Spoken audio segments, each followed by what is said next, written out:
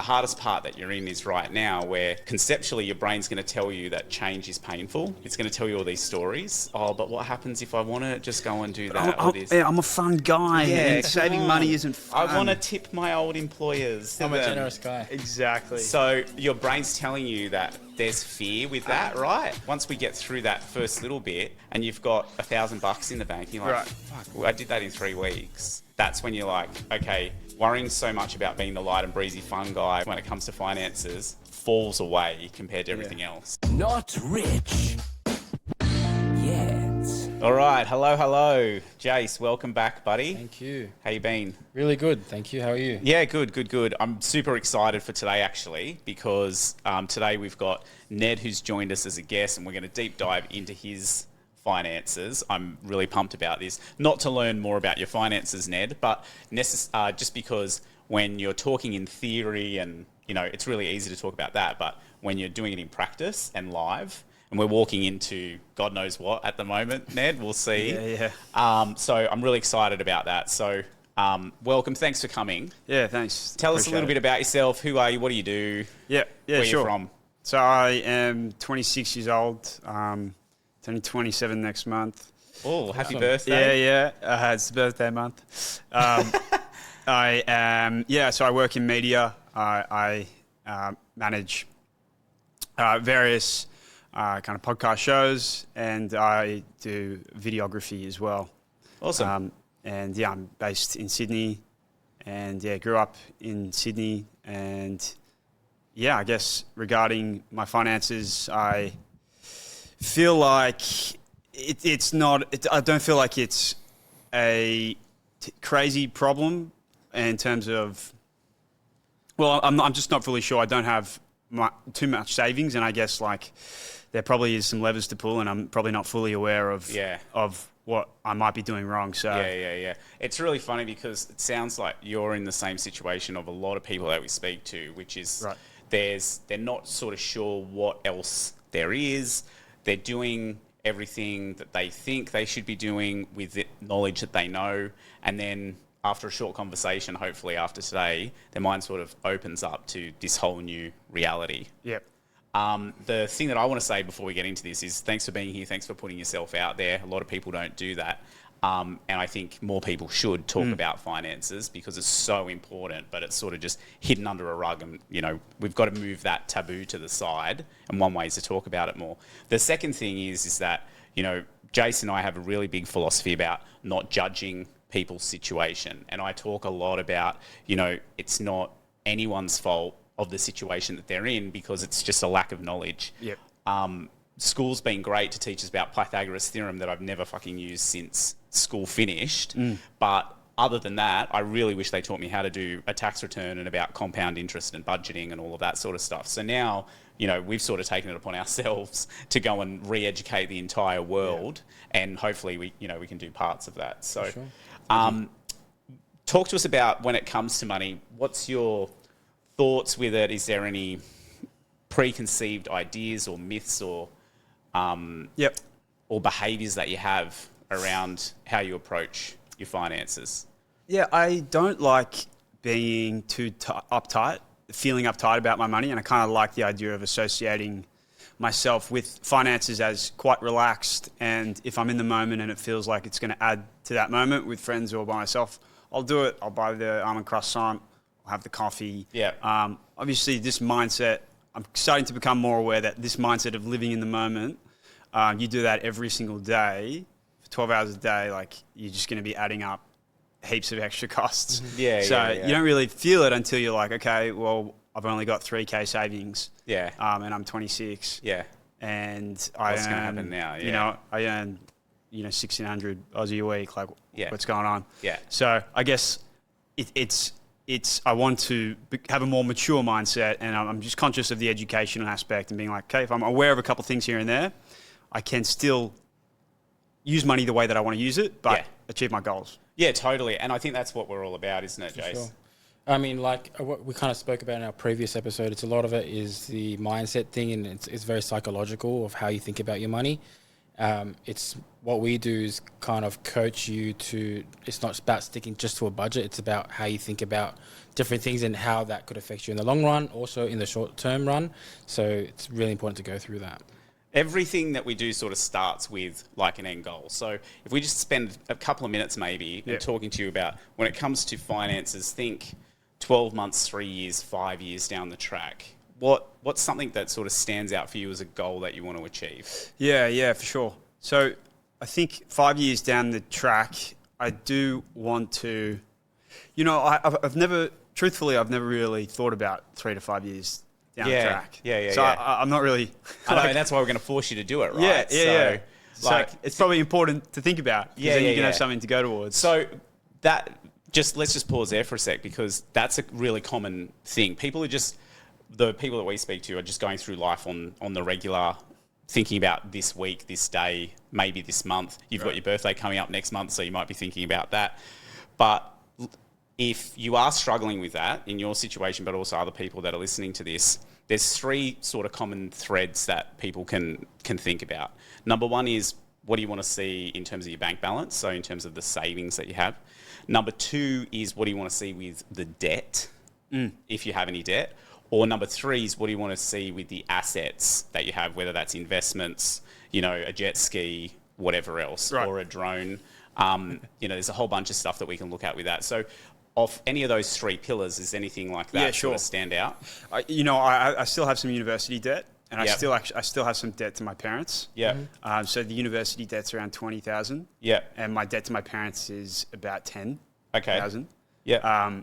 And so by 3 to 5 years, certainly pay that off. Yeah. And look, I guess like the easy answer would just be like have a really good buffer of savings, like, I don't know, 50K. Okay, sweet. It's probably, that's just the first thought. But anything else? Not really. Like, the easy answers are to live in a house and have a potential mortgage, but I'm very happy to rent at 32, I guess. Yeah, fair enough. And I don't know where I'll be living. Could be overseas. It gives you that flexibility too, right? Yeah, and I guess more importantly is to be doing what I want to be doing with my career and my work, rather than prioritize the financial goals and sacrificing kind of my career. I'm very, very much more focused. If I'm doing what I want to be doing, I'm actually okay with generally whatever financial situation that puts me in. Yeah. Obviously, not in hoping to not be completely stuffed. Yeah, and I think that's a really good point. The critical thing is that when we create something for you or for anybody else, is that it's sustainable and you're not sacrificing all of the fun now for delayed satisfaction in the future. Because if we put a hard and fast rule in of, let's say 50K in 3 years, we could make that happen by cutting everything out of your life. It'd be a crap 3 years. You've got that 50K, okay, you give yourself a mini high five, but you'd be depressed the entire way along, and your life wouldn't actually change. So what we have to do is balance the future with what's happening right now. Okay. So I think that's pretty clear. So, over the next, say, 3 to 5 years, we want to get that 30K debt gone, and we want to have about 50K in savings. Yeah. Yeah? All right. And I've never really actually thought about that question, so I don't know if that's a good answer, but I guess that feels like a pretty good answer. To say whether that's a good answer or not, it's just, is it motivating enough for you to reach that goal? Is it motivating enough? Like I said before, it's more what I'm doing but that could be something to debunk. Like, Ned, you just focusing on this and neglecting the financial stuff. Like, no, you do have to be motivated about financial stuff too. That could be a fair. I feel like if we change the question to if we can help you maintain your priorities within your career, but also be sound financially, like what does that motivate you in that sense? Sure. That would motivate me. If I was to be honest, in 3 to 5 years, I'd probably want like 150K savings. Okay, sweet, easy. If I'd actually where I want to be. Yeah. There you go. See, now we're talking. Yeah. Okay. And that's probably floor. Yeah. Nice. Okay, I'm ambitious with my. Yeah, and I think that's great. The way you have to think about setting goals is that if it's just like getting in a car and driving somewhere, right? If if you're in the passenger seat and you say, where are we going? And the driver's like, I don't know, then you're just going to drive around in circles and run out of petrol. So at least now we know we're going here, we're going to this specific location. And now Jason and I can work with you right now to reverse engineer a plan on how to get there. Yeah, great. I like that. So pay all debt, do what I want to be doing, and then have 150K. Yeah.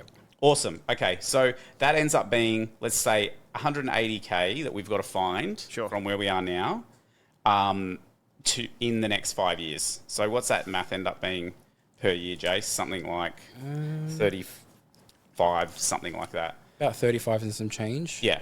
Okay. So I think let's work backwards now and say, what are the things that you can identify that's stopping you from reaching that? Right. Well, a good example is, like, I think my biggest weakness would be, for example, in the last 1 month, I had cash on me, and what went through my head was, well, I bought a new phone for $400 US from my old employee in America. Yeah. And because I liked him and he was good to me, I gave him another $200 US. Okay. Okay. So And you then tipped him. I tipped him. Your old boss. Because I was like, goodwill, he'll remember this, and we may clash in the future. Like, it just felt like the right thing to do. Okay. And then I got some, for example, I was applying to US grad schools for documentary. Yeah. And I got 3 referees, and I gave them all a $100 gift voucher. Yeah. After. And then I got some AirPods. I got this watch for $150. Got the AirPods for $210. And I didn't have that sort of stuff. So this is kind of the mindset I'm going in. Yeah. A mindset of buying things in a way, but also thinking I'm doing the right thing. But I didn't have to probably do the vouchers or the 200 tip. But that's kind of my mindset a little bit. Okay. It gets expensive when I've got cash, and Yeah. Just repeat that. It gets expensive when you've got cash. Expansive. Oh, yeah. I start Okay. just Yeah. and I play with what I have. So I'll tell you a little story. When I was 17, I remember my wife and I had been married for a long time. We met each other in high school. That's a whole nother story. But I remember I took her on the movies to a date, and this is when the ATM surcharges just came in. Yeah. You know how they charge you like $2 or whatever for that. And I had just enough money to pay for dinner and a movie. But this is back before, like, there was lots of tapping and all of that sort of stuff. So you'd actually had to get cash out. And so I saw the ATM that had a fee on it, and I knew my bank was a kilometre down the road. So to save on the $2 fee, I walked a kilometre down the road to get all of the cash out. And now I don't even look when I tap for stuff or whatever. Not because I'm rich or anything like that. It's just my mindset is different with that. And so I definitely resonate with what you said before, that when you've got the money, things are expansive. It's like, and then it contracts when you don't have it. And it contracts. Like yesterday, I had coffee with a bloke, and my idea, it was black coffee, go back, cook bacon and eggs at home. And I go and I see these fresh eggs at this bakery. I grab the eggs, and then I'm like, oh, you know what? I'll go back to the cafe and have a tuna toasty. Go back, get another coffee. Got a banana bread after. It's $50. And I had a great time. It rolls on quick. It's just that, it was that, like, let's live in the moment. Like, it's all good. I'm a chill guy, right? Yeah. I'm not uptight about my finances. Yeah. So I think, talk to me about how you've structured your bank accounts and how you approach money at the moment, because that piece of expansion and contraction, a lot of, like, Jason and I have spoken about that in our own lives, but also a lot of people that are listening, a lot of clients that we have the same sort of thing. They'll just keep paying until the tapping runs out, and then they sort of stop or slow down. So how have you got your bank account structured? Where does your income go when it comes in? Cool. Talk to us about that. So I get paid. I have a freelance bank app that I called Henry. Yep. They manage my finances. I receive income through there, and then I get 20% of it into my NAB, personal savings or personal spending, and then 25% goes into my CommBank, which is meant to be my savings, and then I use a lot of my utilities and stuff through the Henry app. Yeah. So they're kind of my 3 sources. I had a Revolut because I was being paid in the States, but that's all been spent now. So it's mainly those 3. Yeah, And my okay. logic behind that is cool. I have the NAB money coming in for my spending, where I pay rent through there too. CommBank is for my savings for this Masters next year. Yeah. And then Henry's for kind of all the Okay. subscriptions and stuff. What do you think about that structure, Jace? It's a good start. Look, it's definitely cleaner than a lot of my clients that come through to us and I speak about. Like some of them just have everything in one and kind of they don't know where their money's kind of going for. A lot of the structures that I like to put in place for my clients is making sure that the money has a purpose for that money. So for you, you have a purpose for each account, which is a good start. Like you have your Commonwealth Bank that you know that this is going to be for your savings and for a specific goal, which is for your masters. You have your NAB, which is all your rent stuff. I'm assuming you pay for basically all your life expenses through NAB. Yeah, and always tapping and Yeah. And that goes through, and then the rest is the Henry, which is business expenses. And pretty things much. like that. Yeah, we'll call it that. Yeah, And I'm assuming they're saving aside from that for tax money as well. that or the tax or gets automatically deducted through that each time an income Okay, comes awesome. in. Yeah, but so in terms of the way you structured your accounts, it sounds like you have a purpose for each account, which is a great start. Cool. So what I would do in the situation that you've got specifically because you've spoken about that expansion and contraction of expenses, the NAB account that you've got, I would probably break that down a little bit more. The rent and expenses that you... I might just quickly add, Yeah, go on. in my NAB, I've got two accounts. So when the money goes into, I subtract 600 always into the second NAB account, and I just leave that just for my rent. Okay, sweet. So then my other one is what I've got to play. Yep. Yeah. But look, I'm generally trying to only leave in that one, like between 150, 250, and then the excess is in the rent account at the bottom. Okay. Yeah, So okay. I'm trying to only have between 150, 250 in that spending to minimize, but I guess, yeah. Yeah, okay. So that's every time you get paid, you're talking about 150, 250 into there. Yeah. To have... Okay, so what I would do is the structure that we normally recommend to clients is have at least one account called the fun account. You can call it whatever you want, but we call it the fun account. I can call it and the you fun can just account. blow that on whatever you want, right? Yep. That amount is guilt-free, whatever. It can just go. So if you want to bacon and eggs, you want to buy a watch, you want to do whatever, you can spend it from that account. That would be my NAB everyday spending account. Sweet, Yep. sweet. Yep. So then what we need to do is every other dollar that's coming in, we need to assign a job to that and a specific purpose from it.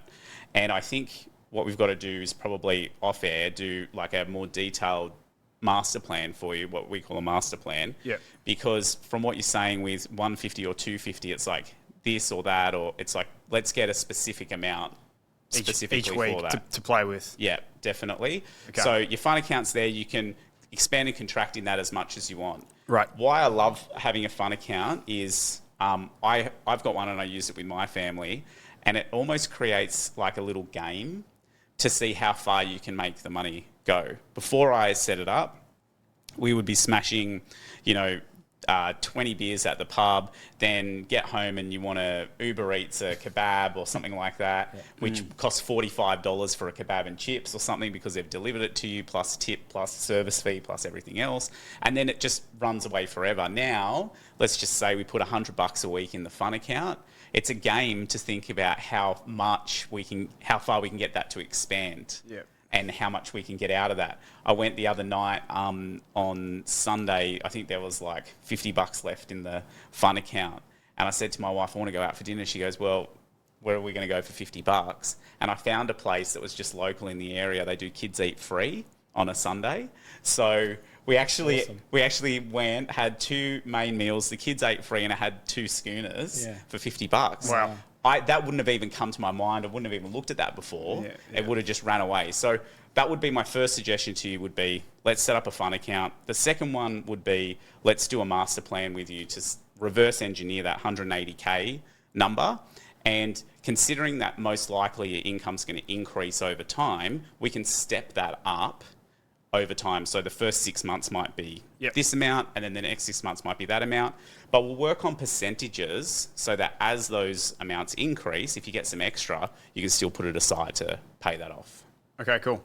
With the fun account there, should I have a specific number that I have each week? Yes. So Yes. like $250. Yep. And that's We'll work the number out. right. And this is separate to the account that I pay my groceries with. Yes, 100%. Yes. Right. That's right. How we kind of calculate those numbers is part of the master plan, which is a more detailed session that we go through with you, Yep. as Gav mentioned, and a lot of it is reverse engineering. Okay. So we always start from what your main goals are, and for you particularly, for the bigger goals in mind, is paying off your uni debt, paying off your parents, and then having $150,000 saved up in the bank post that.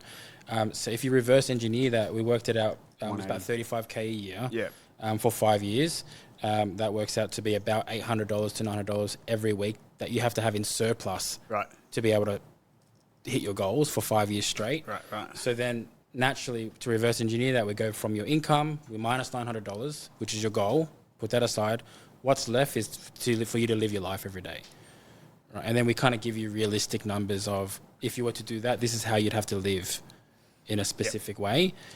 And just going back to that point of, is it separate from your groceries? I think a really important thing to keep in mind is that there's discretionary spending and there's non-discretionary spending. And what I mean by that is your rent, doesn't matter how you're feeling in that week, it's going to cost you that same amount of money. Yes, you could get a smaller place or a bigger place or whatever, but that's going to be $600 regardless of what happens. If it's Christmas time and you have all of these Christmas parties back to back that you're going out to and you need to get on the piss and whatever, that discretionary amount, that fun amount is going to go up and down, and that is really where we want to put the lid on it. Your groceries probably aren't going to change all that much. That's probably a non-discretionary thing, but you need a cap and a limit on it. Otherwise, it's not going to force you to find the deals that you need to. Right. So definitely the fun account would be to the side. Its only purpose is So like for you my to have fun Revolut. with. Chuck, I have that Exactly. on my Revolut. My Revolut is my fun card. Yeah. Cool. Yep, exactly. And we have a predetermined amount from it. Yeah, that's good. So then that expansion and contraction happens, but only inside that account. Cool. And the example that I gave before of, where we've got $50 left and my family managed to make that happen, there's weeks when we don't spend all of the fun account money because we know that something's coming up. And so if I want to go to a concert or whatever, I'm like, okay, well, I've got to stay at home the next few weekends, or I can't hit it really hard on the grog beforehand because I've got a concert coming up or I'm going to the UFC or whatever, Yep. I think our session, sorry, Gav, to interrupt, but like what he kind of Gav mentioned earlier and what yourself, Ned, you mentioned earlier, is that when we asked you the question of how much do you kind of have aside for fun and things like that, you said 150 to 250. It's very vague numbers. I guess the purpose of our sessions for our clients post-call is they know a number very specific to that amount, where they can kind of keep an eye on. It doesn't change nothing necessarily about their lifestyle, but having that purpose in the back of your head going, it's not 150 to 250 anymore, it's now 150. This is the exact and you've got to number. beat it every week. That's your goal, right? Okay. You're trying to think about how can I extract the most amount of fun out of that $150. Yeah. All right. So, I mean, I don't really know how to pick that number, but 250 feels like a fair number to start. Yeah, and I think 250 sounds like a decent number. I think without getting into the nitty gritty of it, we won't know what that impact has. But the great thing about when we could sit down and do the numbers in more detail. The great thing about when we do that is the calculator that we use actually goes and says, look, if it's 200 instead of 250, you'll get to that 150K goal 6 months faster or a year faster or whatever. So you can see the sacrifice that you potentially need to make. But you have to have that fun account there because it's just going to be so much more sustainable for you to live week to week. It's so true. It's so true. Like, I forced to do it, I could have, like that day when I told you I had the toasty and $50 all of a sudden spent at a cafe. Like, if I would have been just as happy to have $3.50 get an espresso shot and sit on the beach. And it is those restrictions that like allow you, and you do that. Yeah, and if you think about that, and you're like, okay, $3.50 instead of $50, you actually give yourself a high five instead of being the other way, remembering on what you missed out on. That's the mindset shift when you have this thing here, because it's a game to how much value can you get out of it, how much fun can you get out of it, is it worth it? That's why I personally, only in very rare situations do I get Uber Eats or DoorDash or whatever delivered, because I personally can't see the value in it compared to all the other value that I could get. Yeah. I'm happy to go to the pub at happy hour and drink 12 schooners in an hour because I know that it's going to be cheaper than if I go and, drink it in at another time. It's just that mindset shift instead of you thinking like you're missing out. We like on to it. just give our clients perspective. So if you go ahead and spend on like a whatever you want to kind of splurge on that weekend is $500, which is way over your kind of fun money. If you go before you make that purchase, if I go to if you spend that 500 instead of 5 years, it's now 6 years. It's going to cost you the year if you create that habit. Yeah. That changes your perspective a little bit and what that can domino effect kind of lead into. Right. So it's a lot of it is perspective and how you kind of look at it. How do I mean, it is true that it goes from 5 to 6 years if I continue those habits, but how do you make that feel real to the client? Like, I hear that, it still doesn't, I don't know if it hits me. Like, is there a way for the client, because that is the truth, but to really become aware of the reality of that? Yeah, I mean, for me, for my clients and I, it's not just a one session and I kind of see you later. It's a very hands-on session. It's a lot. I talk to them one-on-one, kind of monthly, fortnightly, depends on how they kind of like to be managed. But I want you to see me, and I say this to a lot of my clients, is I want you to see me as like a personal coach or a personal trainer, but for money. Like, everybody knows not to eat, KFC, McDonald's if they want to lose weight, but they need somebody to tell them, hey, don't touch that food, don't eat that, Right, etc. So it's more so of just keeping you on your goals, where eventually you create your own habit of doing that so often that you kind of can get the training wheels can be off the bike at that point. right, yeah. Jace is also really good at, how they just changing things slightly over time as your mindset changes. So you know how they say, don't chuck a frog into a pot of boiling water because it's going to jump straight out. It's, let's just start you with something and not turn the pressure up. Yeah. But, you're saying 250 feels comfortable to you. That's better than, what we're currently doing at the moment. Let's try that on for a couple of months. And then after that, we'll see, hey, I reckon you can do 200. That's another 6 months that you can get to your goal faster. Right, yeah. Are these lifelong things to employ, or it changes depending on your context? So I think what you need to think about is that every step that you go through in life is a different milestone, a different journey, has a different challenge. So as you get to 150K, let's just say we're sitting there in 5 years' time, high-fiving each other, how good, shouts on you, you're paying from the fun account, right? We're going, how good's this? You're going to have a different bunch of challenges. You're probably going to say to me, Gav, what do I do with this 150K to invest it so I can get the maximum return on it? That's going to be a whole bunch of different challenges to that. Yep. You might then say, oh, now that I'm at my goal and I've got my debt paid off and whatever, I actually want to splurge more and I want to put 300 or 500 or 600 a week into the fun account and do that. Or maybe you're like, oh, I've met this person, we want to get married. Actually, I'm having so much fun watching Netflix with her, I don't need $250 a week, I only need $100 a week. Yeah. So I think rather than thinking about, it's going to be a really big change for you psychologically if you're thinking 10, 20, 30 years ahead or even 12 months ahead. Yeah. If you just think about the next step that needs to change, which is you've got endless pots of 3 to 5 years undefinedness. feels quite long, but if I looked at it like 12 months, save 15K for masters, like that's like cool. Yeah. Okay. Yeah. So maybe that, for me, that probably reframe works a bit better. But having in the back of the mind the 3 to 5 year plan, but For sure. I guess that feels a bit more motivating. I mean, I guess really doing the first step is so important because that's the most tangible for our clients. Saving that first $200-300, saving that first $1,000 for some people, a lot of our clients is a huge milestone for them, and that's really reachable really quick for a lot of them. And because they can reach that, it's like a very quick win, and they start then believing that if I keep doing this habit and creating really healthy habits financially, they'll get to their long-term goal faster than rather than later. It would start being motivating. For sure. It starts like a snowball effect. It really starts growing and growing. Okay, so let's talk about, let's shorten the time frame down now, 12 months, 15K.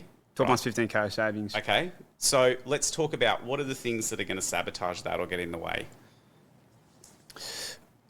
Yeah, I think it's kind of the same thing.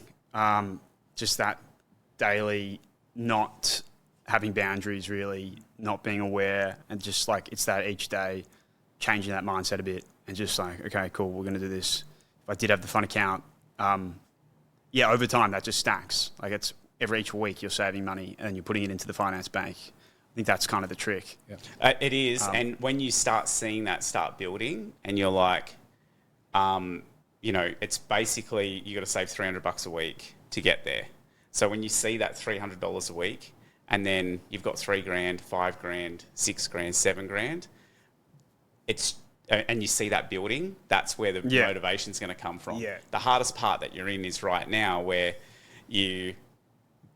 conceptually your brain's going to tell you that change is painful, and it's going to tell you all these stories about, but what happens if I want to just go and do that or this? I'm a fun guy, and saving money isn't fun. I want to tip my old employers. This is, let me send more money to them. I'm a generous guy. I'm a generous guy. I'm laid back. I'm cool. I'm light and breezy. Yeah, exactly. So your brain's telling you that It's so funny. there's fear with that, right?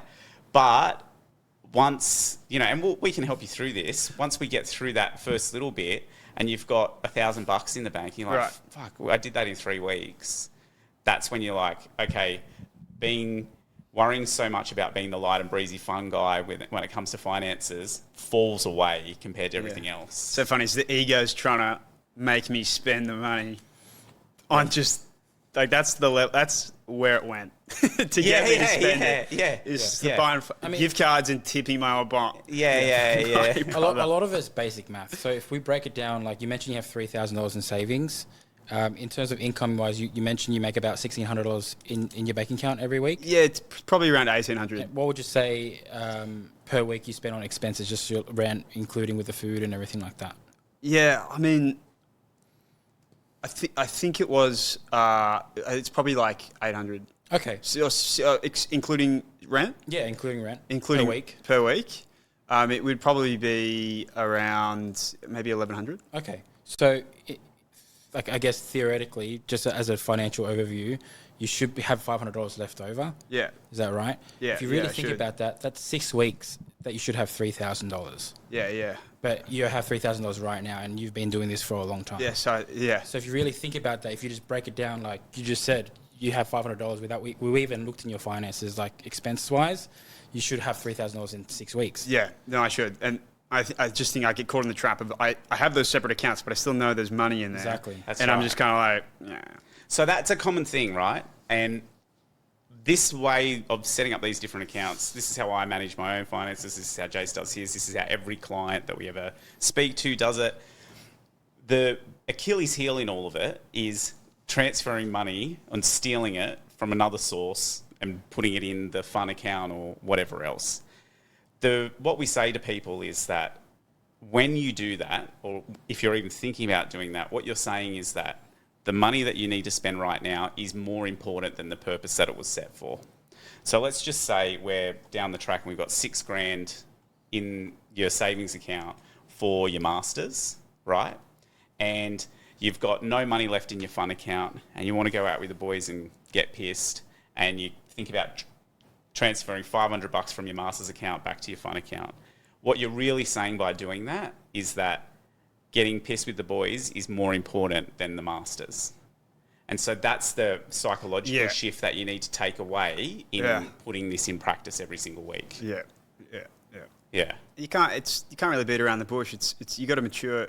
Like it's adopting a more mature mindset. For sure. People like it's not as fun. Yeah, it probably isn't as fun. Well, it's not as fun. It's not as fun, but I think fun is, I think you can still make it as enjoyable. Right. But if you think about a rounded life and a whole life. Yeah. Just living right now, this week, between now and the next time I get paid, there's only so much of that you can do, and it doesn't complete your whole life. Once you know that you've got the future organised and sorted, and that money just goes across every week, and my future's sorted, you don't have to think about it or worry about it. It becomes a better life. Like I say, more fun. It's much more preferable that. But there is a reality check to you have to adopt a more mature. Yeah. I have to develop a better habit here. Yeah, 100%. So can you see any other challenges or roadblocks or thoughts other than your own head getting in the way, which we'll help you with? Yeah. I mean, I'm pretty good. I don't go out a heap at the moment, and I kind of apply simple rules of thumbs, like, okay, don't put yourself in that situation. You're probably going to spend heaps. So, yeah, then it's just kind of the everyday, like, I spend a lot at cafes. Yeah. And I love it, like going to a wine bar on a Friday, and just like those lifestyle spendings are so enjoyable. Yeah, and we don't want to take away that enjoyment. Yeah. I see people all the time on daytime TV or whatever, or the morning TV, and they get this budgeting guy on there, and they're like, "Oh, cut out your coffee and all this." And we don't approach things that way because sometimes that's the only joy that they have in life, spending that $5, $6, $8 a day on that. Yes, I think It's just a different priority. I don't drink coffee, so I don't understand it, but that's not my priority. I have different priorities. I'm happy to go and spend time with the kids and take them out for dinner or lunch or something like that, where you don't do that. So it's just a different approach with different priorities for different people. Yeah, I think that main one is kind of that spent, like, for example, when we had lunch just then, I spent $22 on those 2 starters. Yeah. Probably didn't have to do that. No. But it felt, my ego was kind of like, it's the right thing to do. Like Jake mentioned the starter. Yeah. You recommend wouldn't it be nice to the experience if we tasted the, like, Yeah. like that's probably my downfall. Yeah, but that with time, you can train yourself out of that. Yeah. The one thing that's really important to remember with mindset is that, especially when it comes to money, is that sometimes it takes you longer to get out of a situation than it did to get into it. So this is not something that's just happened overnight. It's something that's happened over years. Cool. And so it might take years for you to fully get out of that. It's a good point because I reflect and I have made progress. Like, I don't put myself in situations where I will be having those crazy nights necessarily. Those doing the betting necessarily. Like, those pitfalls I've kind of avoided. Yeah. So now it's, And so with that, like you say that you've changed your mentality with that, and tying back into what you said before about more fun, less fun. Do you feel like you're having less fun now than what you were before? No. It's just different. Yeah, well said. Yeah. And so it's going to be the same in this situation moving forward. 2 questions for you guys. Go for it. Because it sounds like each to their own with how they accomplish their financials to an extent. Yeah. What do you think of taking cash out? In my case, I take out, $150 each week, and I have that can be my spending. And second, sending money just in this initial stages, those funds to my dad. Yeah. And that's an embarrassing ask. Dad, can I take money? No, I won't do that. I'm not going to. Yeah. What do you think about those 2 strategies? Not necessarily fully long term, but. So personally, I think both of those, I don't have a problem with either of those situations. If you pull the cash out and you've got the cash, and once the cash is gone, it's gone, that's totally fine. I don't have any issues with that, if that's the way to sort of constrain it. Same in getting it into a different account that's too hard to access. So as an example, I've got like an online savings account that I transfer money into. It takes 2 days for the money to come back. Yeah. I could get it back faster if I made some changes, but I don't, and it just makes me slow down and think over that period of time. If you want to use your dad's account and he's going to put you through the 3rd degree with that, then totally fine.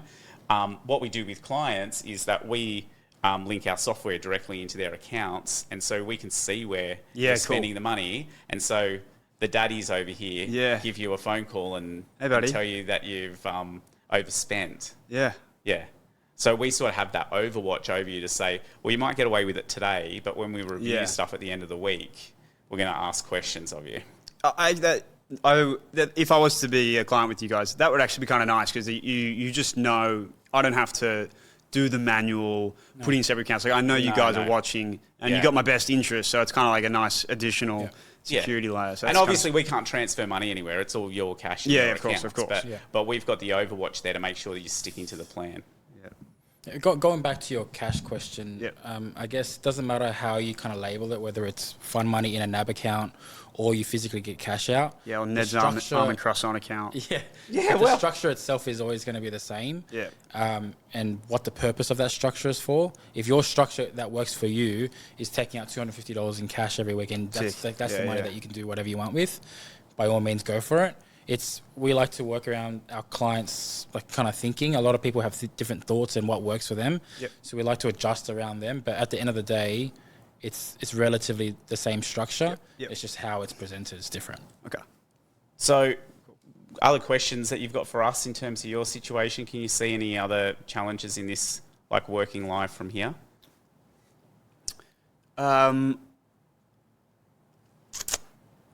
I think that kind of covers the crux there. Like the key takeaways for me are, yeah, like you said, every money that comes in has a role, and if I'm taking it out of account for another, like I'm valuing that over the other.